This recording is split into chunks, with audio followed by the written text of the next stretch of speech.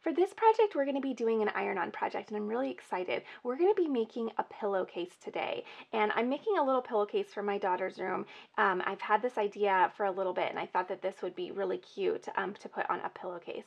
So we are going to be using a pillowcase that I have purchased from IKEA. It is a really pretty white, kind of off-white. It's more of a cream as well. It's 20 inches by 20 inches, so it's a nice big square pillowcase. So it's really, really pretty. I've used these pillowcases before all over my house, and I really, really like them. So I'll unfold that when it's time to get ready, but it is 100% cotton, and I'll show you also how we can use the Cricut heat guide to figure out exactly our settings to use. So it's just going to be a really fun project. For materials, you'll obviously need a pillowcase. We are going to be using some Cricut Everyday Iron-On for this particular project. This is called their blush color. It's really pretty and it pops against the white. I've actually done another project with this color combo. I'm pretty sure it was this exact color. And it was tote bags, and it was this color against the white tote bags, and it really pops nicely. So I'm going to do this color combination again. I'll link that tote bag video up here for you, just in case you are interested in making a tote bag. So now the rest of the materials that you're going to need are a heat pad for your EasyPress, and then the protective sheet. So this is just the Cricut protective sheet that you will use as well. For heat source, I'm going to be using my EasyPress. You are welcome to use any heat source that you have. A household iron does work as well. I personally have not had success with a household iron, so I do like to tell people that. So I'm not good with giving advice on how to do that because my projects have not been very successful or have been very difficult to create with a household iron. So I was really excited when my husband got me an EasyPress for Christmas because it really simplified the whole process and it's made my projects successful now. I think that is it in terms of what we're going to need. We are also going to, I think, where did my measuring tape go? Let me measure for us. Okay, so here's my measuring tape. Again, this is measuring in at, let's see here. Well, I suppose it's about 19.5 by 20.25, so it's the measurements, I suppose, are a tad off from the label. So I guess that's a good idea to always just measure your design because you never know what the actual measurements are. Don't rely on the tag. So again, this is from IKEA, and it is 100% cotton. For my actual design, I want to be mindful of size for this because once you put a pillow in it, it's going to raise the surface and it's going to visually make your surface area look a little bit different. So you don't want to obviously like make your design so big because once the pillow goes in, you won't be able to read it as well because there's going to be so much curved area. So I'm going to stick with the middle area, and I think I'm going to stick with like 9.5 by, I think that's even too big. I'm going to stick with 9 by 9. Yeah, I'm going to do 9 by 9 for this project. So let's go ahead and get into Design Space. I'll show you how I'm going to use the text feature to create this saying that I'm going to be doing and how I'm going to do a couple different fonts. And then we will go ahead and look up our heat guide to see how we are going to press our iron-on onto our project. Okay, so here we are in Cricut Design Space, and I'm going to go ahead and create my text boxes because I'm going to actually write out my design instead of use images. So what I'm going to do is, my idea is to say ballet, sweet ballet. It's kind of a play on the home sweet home quote. So what I'm going to do is, my little girl actually has a ballerina themed room, and so I thought this would be a really fun addition to her room. So I'm going to create a text box for each word, and so my first one is going to say ballet. Oops. And it's actually the font that I'm going to be using. This font is called Yours Truly. And then the next one I'm going to use is going to be Sweet, and my font that I'm going to use for that one is let's see, it's called Four Seasons. Okay, Four Seasons Home Decor. So this one's kind of cool because they I feel like they pair kind of well together because they're both so different. We have one that's really flowy, and then we have, you know, a more block and bold font. So I think these will look really neat together. So as you can see, my kind of cursive script font is not quite cursive yet. So there's two ways that you can connect your letters. You can go up to line spacing and start decreasing the space between the letters to bring them together.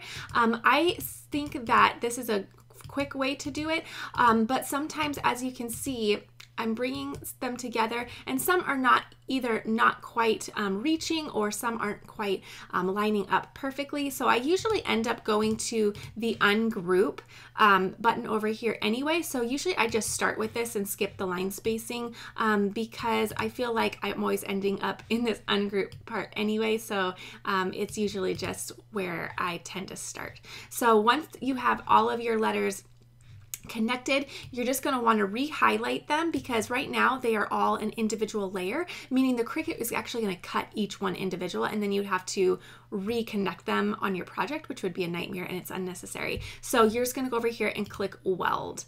So now they are all one layer again, and the Cricut will cut it all together.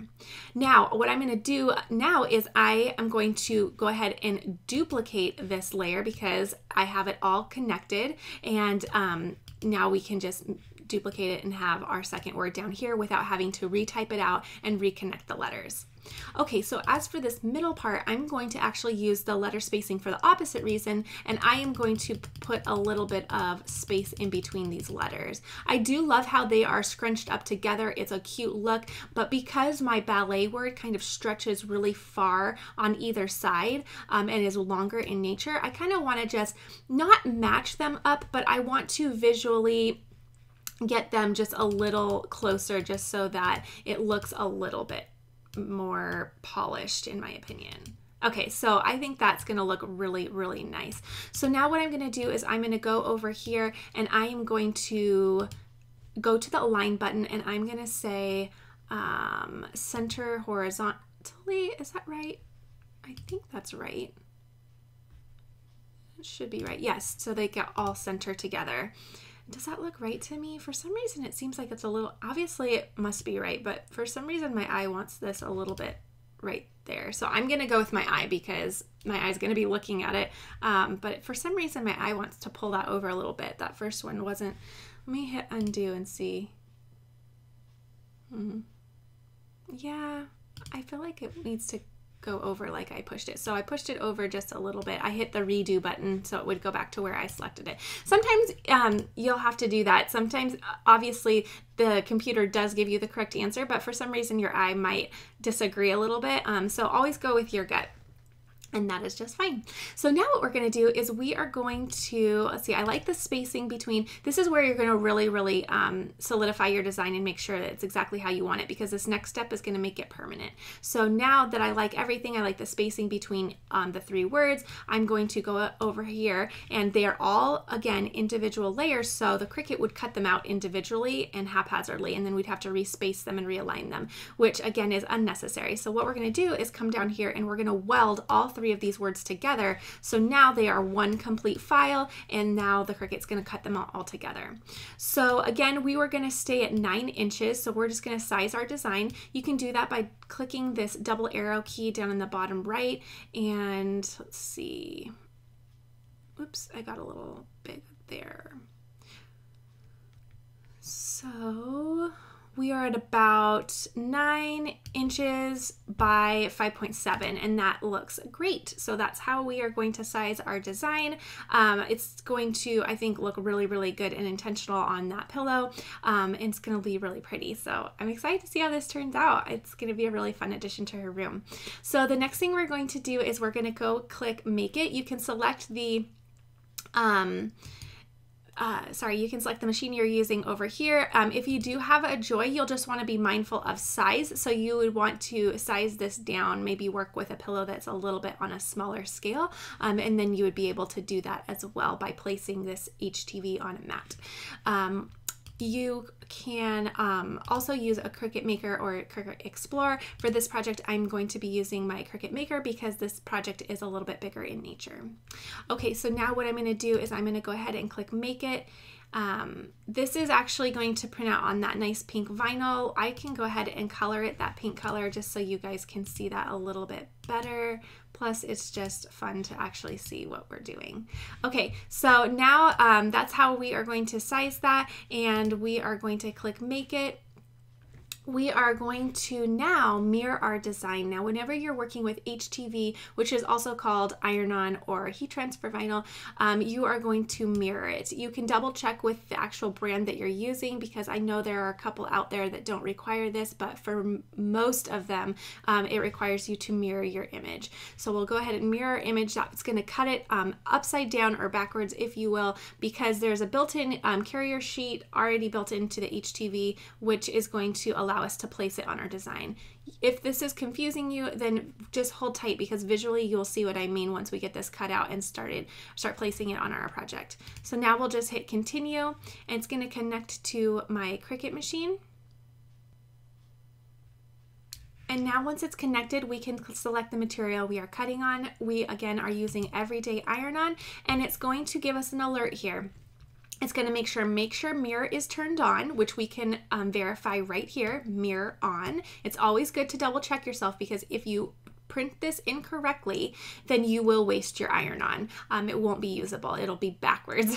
So make sure you double check. Make sure you take this step. And I know it's just one screen back that you already did it, but I always just double check that I did it, because sometimes you're just distracted and can forget. So then make sure mirror is turned on. We did, and that the iron-on material is faced shiny side down. So I'll show you how to do that when we load our mat. The pressure is set to default. And now before we exit the screen, what I'm going to do is I'm going to bring up my Cricut heat guide. You can just find this on Cricut.com. It's their heat guide. This is just going to help us determine what settings and for how long we are going to press our heat transfer vinyl onto our pillowcase. So for here, we're going to find our iron-on. So we are going to click the everyday iron-on at the top here. And then for base material, we are going to do 100% cotton. We do have an EasyPress mat, and we have selected the Cricut EasyPress 2, which is the one I am going to be using. So if you don't have an EasyPress mat, you can do a towel. If you have a mini or just the regular EasyPress, you can click those selections. So just personalize this to what materials and devices you are using. So I'm going to go ahead and hit apply. And then right here, it's going to tell us we are going to preheat for 5 seconds. So preheat our material. We are going to use 315 degrees, and we're going to press for 30 seconds with light pressure. Then we're going to go ahead and flip our project over, and we're going to press for another 15 seconds. We're going to let this totally cool. We're going to have to be a little patient. Sometimes this is the hardest part, because we're going to want to see the product all finished, but we're going to let it cool completely, and then we will peel. And then I love how it gives us some directions here about also how to care. So we're going to allow 24 hours before washing, and then it's going to give you some additional washing instructions for how to care for your project once it's done. Okay, let's go ahead and load our mat and get to cutting. So now we are going to just place our iron-on onto our mat, and I have some scrap iron-on in here. I tend to roll up my iron-on and keep it with the label, because sometimes I use different brands, and so I want to make sure that I know what directions to look up, because sometimes I'm using C's or EasyWeed, so I'll look up my directions on their site, and then of course, just like I demonstrated for Cricut, if I'm using their products, then I will look up my design on the heat guide site. So now I will go ahead and lay this down on my mat. Again, I did do shiny side down. So one side is dull, one side is shiny. And I will use my brayer tool just to get this nice and flat. Okay. So I'm curious about what you guys would put. If you guys were going to do a play on the Home Sweet Home kind of quote, if you will, what would yours say? Make sure you guys tell me. I love hearing from you guys in the comments section. So let me know what you guys would do. Okay, so now we are just going to load our mat. Again, it is shiny side down. I'm going to double check, just like I double check my mirroring. It's always good just to double check. Okay, I'm going to load it in here. And then when the Cricut button starts flashing, we can get it cutting. Okay, now in the meantime, I am going to go ahead and preheat my EasyPress. So I'll bring that in. And we are going to turn it on, and we are going to preheat it to 315. So I'm going to hit the temperature button up here and just add some temp here with the plus button to 315. Again, it's going to say 30 seconds, so we'll hit the timer button and we will bump that up to 30 seconds. And now we will just let this preheat, and when it's preheated, it will give a cute little beep, which is adorable in my opinion. I love it, and it will let us know that everything is ready to go. So I'm going to go ahead and let that cut, and we will again start weeding and get this project going.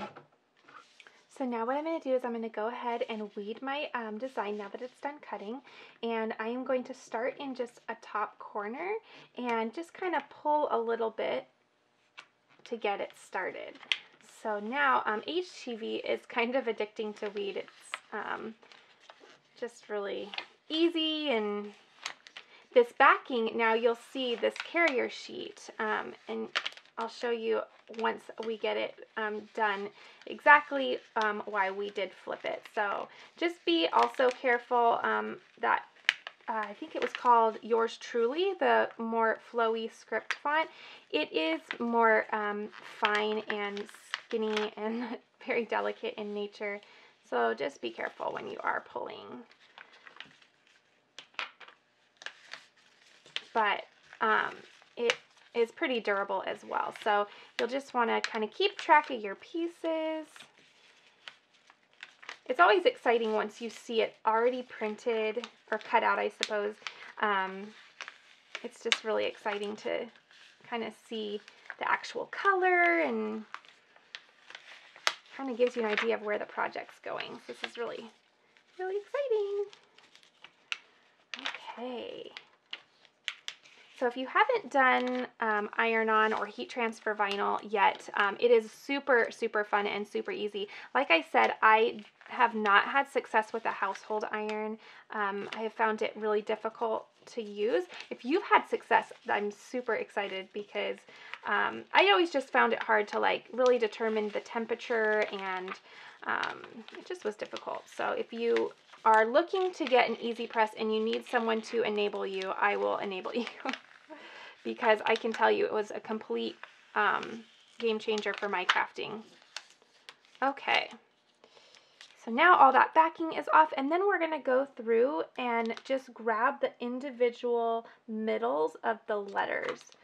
So make sure you, make sure you take your time and really look to find which letters need to be weeded out, because you don't want to find that you iron on your project and forgot to weed something out. Okay. Okay, and then this little guy. And then the same process down here, because we're doing the exact same word. I have this quote on her letterboard in her room, and so I'm going to have to change that letterboard, because we'll have two things saying the same thing, but I thought this would make a cute pillow too. Okay, so now what we're going to do is we're going to make sure that our space is completely clean of all of these little scraps. If for some reason you aren't thorough and you accidentally get some scrap HTV or iron-on onto your project, it will iron on to your project, and that would be awful, because then you have like random scrap pieces. So make sure you are just really careful in looking around your space and making sure it's all cleaned up. Okay, so I did go ahead and remove my floral mat from my desk, because sometimes this pillow does get a little warm, and so I want to make sure I don't have anything underneath my mat that would also get warm. So I like to have just my bare desk workspace. So here is the project. This is how it turned out. This is really cute. I'm really excited. I think those fonts really paired well together, and I think it's going to really transfer well over to our pillowcase. So I'm going to set this aside, and I'm going to just grab my pillowcase. And I went ahead, the best thing about the EasyPress also, or just iron-on projects in general, is you can go ahead and just iron it really quick to make sure that everything's all straight and ready to go. So I did pre-wash my pillowcase. So it's recommended that you pre-wash your fabric before you do any HTV or iron-on project. So I went ahead and took that step. So this is all pre-washed and ready to go. Okay, so now what I'm going to do is I am going to place, it does have you preheat your fabric, so I'm just going to kind of preheat in the middle here.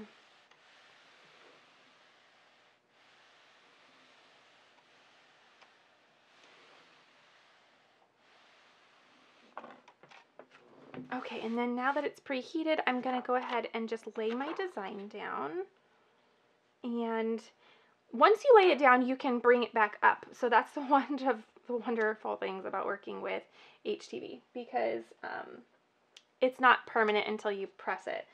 So you can kind of fidget with it and just make sure everything is where you want it to be. Okay, so now I'm just going to measure. We're at 7.5 by 6. Let's see here.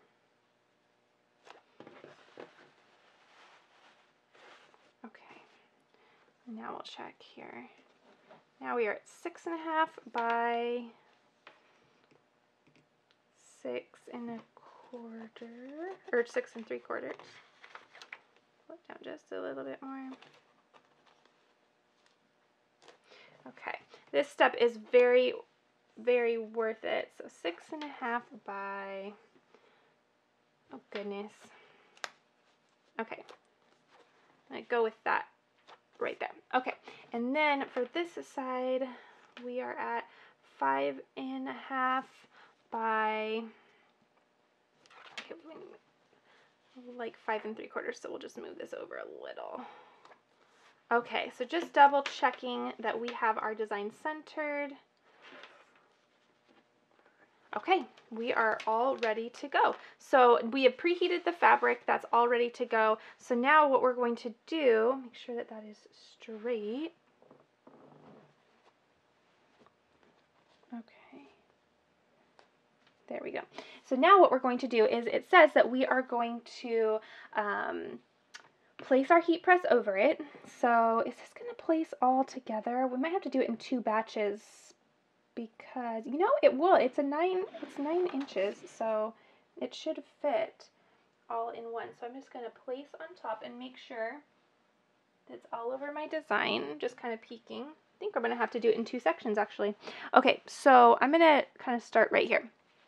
I'm going to hit my Cricut button, so it will start a countdown, and I'm just doing light pressure, and it says to do it for 30 seconds, so I hit my little timer.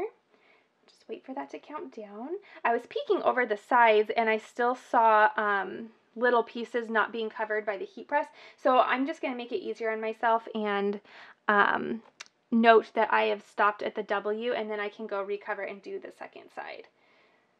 So again, light pressure for 30 seconds at 315, and then I can go over here and cover the area, the second area, and hit this button and press again.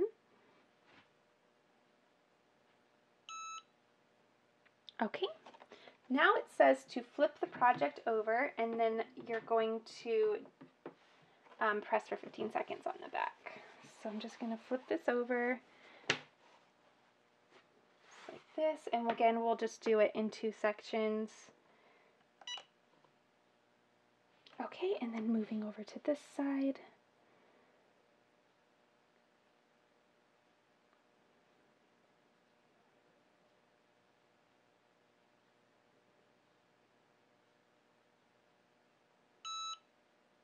Okay, so now we'll just pull off our EasyPress, and then we are going to just let this completely cool. So I'm going to turn it over and just let it cool, and then we will get to peeling it up.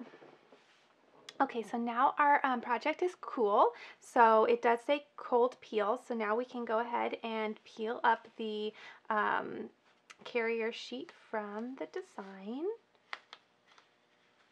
Okay.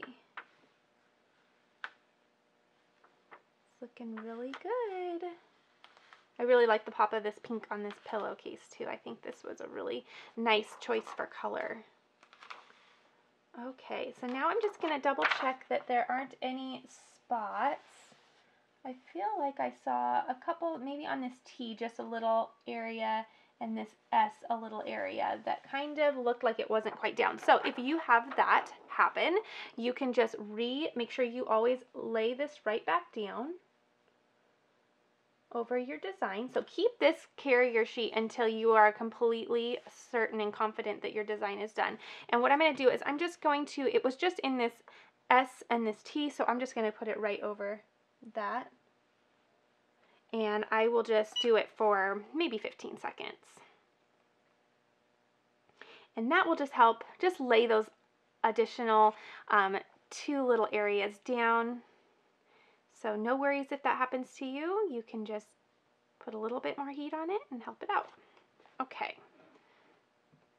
So now we can just wait for that to cool again, and then we will go ahead and peel that up. Okay, so now we can go ahead and just re-peel up.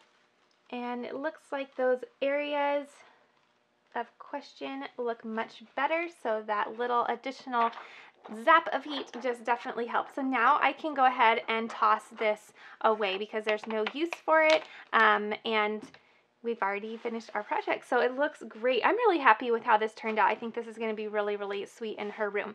Also, I remembered that I did not use my protective sheet that I had introduced in the beginning, which is totally fine because the vinyl was protected by the protective sheet that already comes on there. This comes in handy when you have any vinyl that is exposed, which could happen on multiple layer projects. So if you're using more than one color. So if you need help doing a project that uses more than one color of HTV or iron-on, I'll link a project up here that uses 3 different colors, and you guys can see how I have utilized the protective sheet in order to protect vinyl once that or your heat transfer vinyl once that carrier sheet has been taken off, because you never want to have exposed materials like your HTV. You never want that to be exposed bare to your heat source. You always want that to be protected. So I just wanted to clarify that because you probably were like, hey, I saw that protective sheet and I never saw you use it. So that's okay because we did have it protected with our carrier sheet.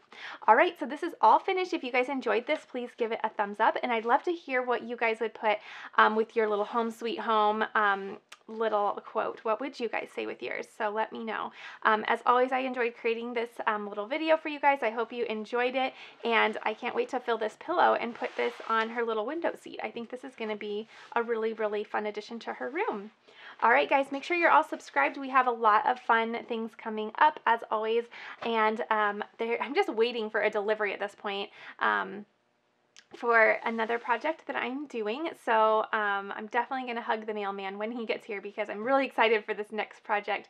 It should be coming up probably within the next week, so it'll be really fun. So make sure you're subscribed so you can see what's coming to the craft channel next, and I hope you guys have a wonderful day.